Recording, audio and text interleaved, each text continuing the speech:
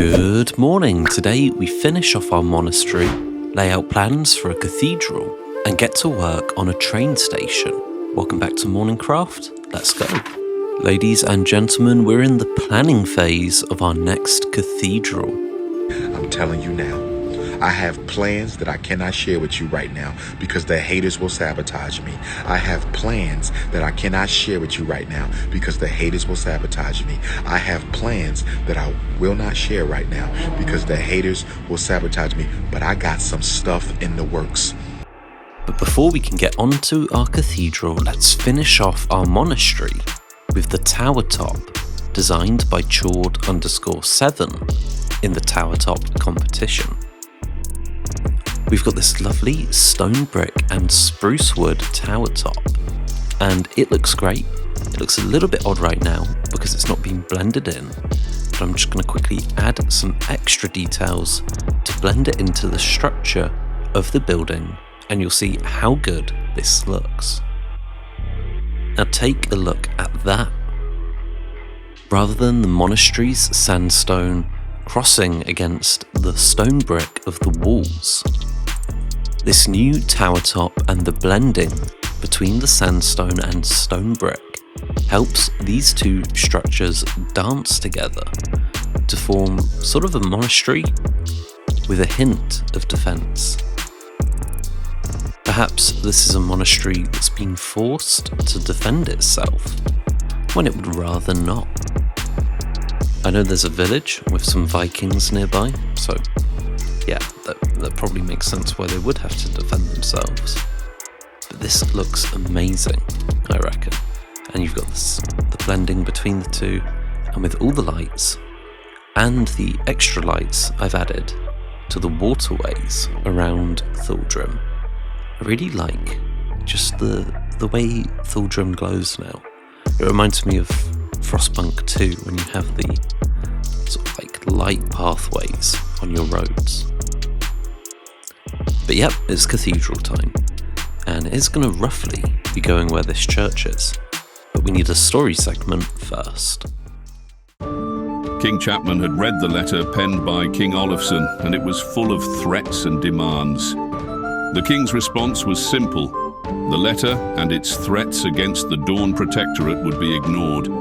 Instead, the Dawn Protectorate would continue its preparations for war, but this time with the town of Thaldrim included in their plans. The king promised funding and resources for two major projects, a grand cathedral and a train station linking Mornington and Thaldrim. The Earl of Thaldrim, Harlan Ironshield, and Victor Armstrong were instructed to prepare a levy of horsemen that the king could call upon in war. Mornington was surprisingly ill-equipped in regards to cavalry, and the empty lands around Thaldrim could be used for horse rearing. The old Bear of Arrow was instructed to find other towns which could be built up into cities, and Clara Clark was tasked with cataloguing the levies and contributions of Thaldrim and nearby towns. As for Harold wasn't much use at all, but he was just happy to be there. Look at him, entirely useless. They're discussing military matters, not carrots and potatoes. But he remained in the circle, nodding along gleefully. What a melt. Harold annoys me personally. I know I'm just the narrator, but why is he here? Absolute joke of a man. So we've got our orders and we've got our budget. Budget approved!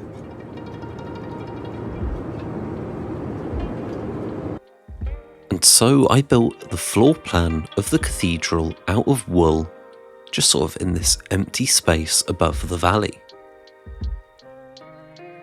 As you can see, this is going to be pretty big.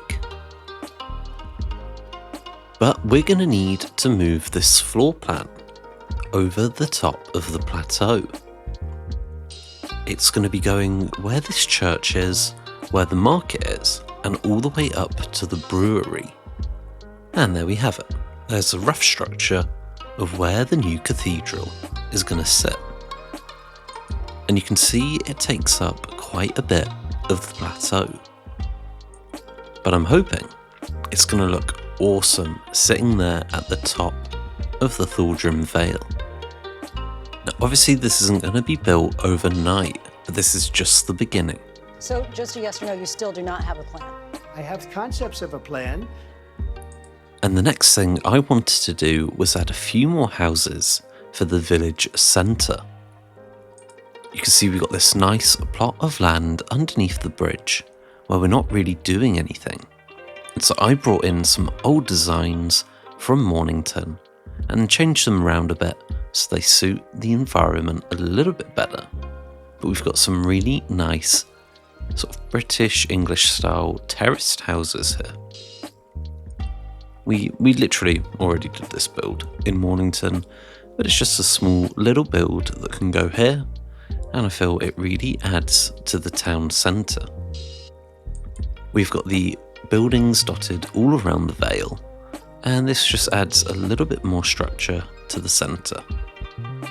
And then I got to work on our train station. This sort of hill area, it's a little bit of a dead area, we're not really doing anything with it, and so I decided to carve out a station here.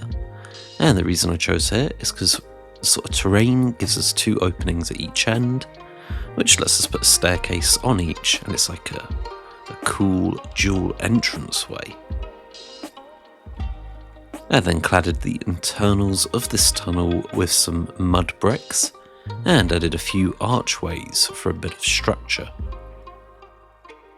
And then with both sides polished and looking quite a bit better, it's time to add in the staircase on the right side.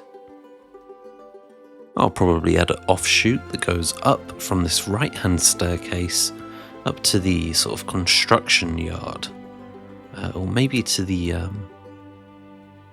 maybe up to the bridge. Sort of like a winding road. A bit skeptical of how that one would look. But yeah, we've got this cool tunnel, we've got these archways, and very soon we're going to have a train line going all the way to Mornington. So thank you so much for watching. I hope you've had a good morning, and I'll see you in the next episode on Monday. Yeah, Monday. There we go. Anyway, time for a daily quote. Not quite yet. It's in like a second. There you go.